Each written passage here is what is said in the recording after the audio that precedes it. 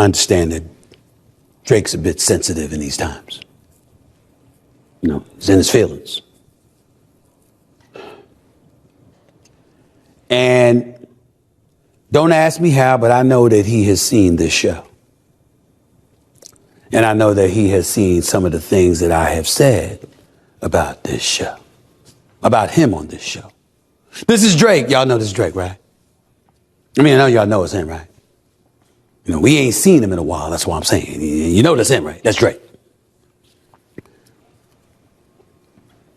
To Drake, the artist extraordinaire, I did not say or echo a single negative thing about you. You're a phenomenal artist. You're big time. What I said was, fact, not like us, got you. I even pointed out how the line about accusing you of being a pedophile, ain't nobody paying attention to that. They just think it's lyrics, it's bars being dropped, and he got the better of you. What I'm saying is, you don't go the lawyer route in hip hop over something like this. You take it to the studio. You take it to the streets. That's all I said. I didn't sit up there and say you can't answer Kendrick Lamar. I said you better figure out a way to do so, meaning you have the capability, I think, to pull it off. That's all. It's not a crime for somebody to say he got you. He got you on that one. Not like us, was big time. You can get lawyers involved and talk about people engaging in bots and payola and all of this other stuff to buffer and uplift his numbers. But you go to the streets, everybody know what not like us is. And because they know what not like us is, and who did it? With Russell Westbrook and DeMar DeRozan and LeBron James, your boy, all bopping and weaving to it. Getting their groove onto it. Yo, bro, all we saying is go back in that studio. Ain't nothing but respect. You're great. You Drake. This is what you've done. Ain't nothing but respect. You had a concert, bro. I was featured at your concert. Introing you. I wouldn't allow no like that to happen if I didn't have respect and love for you. You had a Toronto Raptors game, I'm going to roll right up to you. I always roll right up to you and see you. Nothing but respect. Nothing but respect. That's not the point. The point is, Kendrick got you with that song. Come back with one of yours. That's all I'm saying. Come back with yours. This is what you do. You come back with yours, or you say, damn, he got me. That's all. Wasn't nobody looking for fights in the streets. We sure wasn't looking for some trial in court or some lawfare, as they say. Wasn't looking for anything like that. We were looking for you to come back with your own. He got you, you got him, he got you. And you either keep going or you stop and concede, he got me. That's all. That's not negative. It's facts. He got you right now. That don't mean you can't get him later. And if you don't get him later, then say he got you.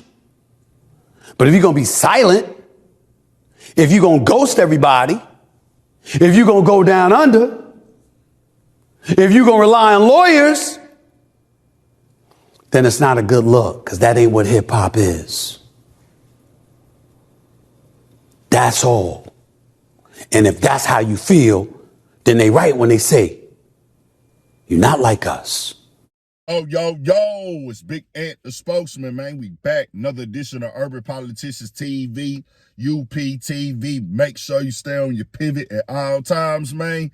Had to come tap in, and Stephen A. Smith decided to turn up on Drake once again. And I had a link in the description where you can watch the clip in the beginning in full from the Stephen A. Smith Show YouTube channel after this went down last week where he was speaking on it. And you know, he gets live loud and passionate, and he comes with a type of thing. That's his personality. That's what he doing stuff. So Drake might have took some of the things he was saying last week as disrespect. And I caught a little clip of it on my timeline on Twitter and stuff like that. But I didn't really go dive deep. But I did hear him say, oh man, I'm not really the hip hop guy in that much of a manner. So I got my guy Torreo here to break it down as well. So he wouldn't got somebody else, because Stephen A. Smith is sports, and I most definitely don't put a lot of weight and value on none of his hip hop opinions, because he just be all over the place. That's just my personal opinion. But what he's saying, and the way that we receive hip hop, the way that we view hip hop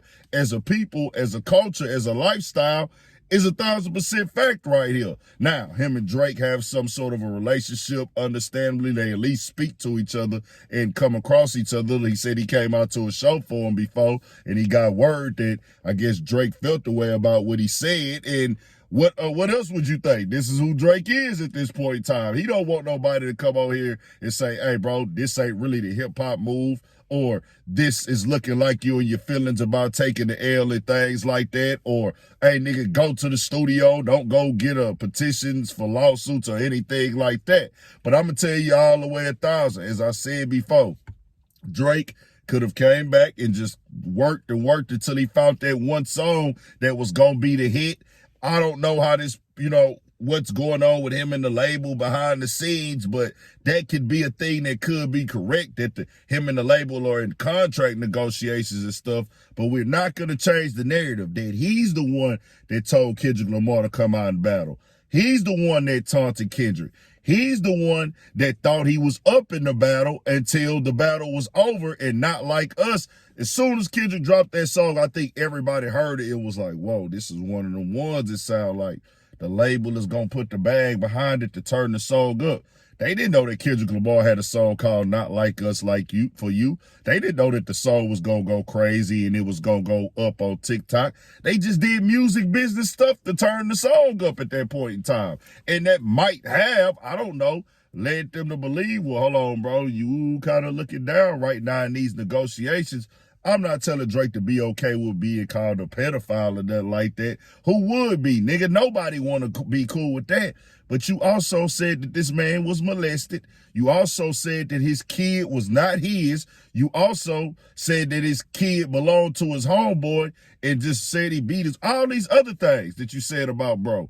And it's like, he didn't file that lawsuit on you, or we just supposed to play dumb? Like you were just basically saying like, hey man, y'all gotta abide by rules that I don't want to abide by, or that don't apply to me. I can do what I want to do. Y'all can't.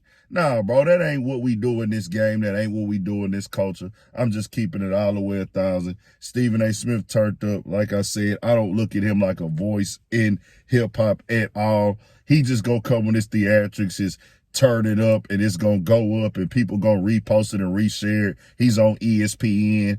That is the biggest sports show with First Take, so it's gonna always get traction all over the timeline when he's speaking on something that's trending like this. It just is what it is. But overall, what he's saying, it is what it is, bro. Nigga supposed to respond with that music. Drake is still trolling online, still going on these streaming platforms. He done went on 2 streaming platforms in the last week, and we don't even know if he can release music right now or would be in his best interest with these petitions for lawsuits going on. So it's just like, this has been handled all the way incorrectly.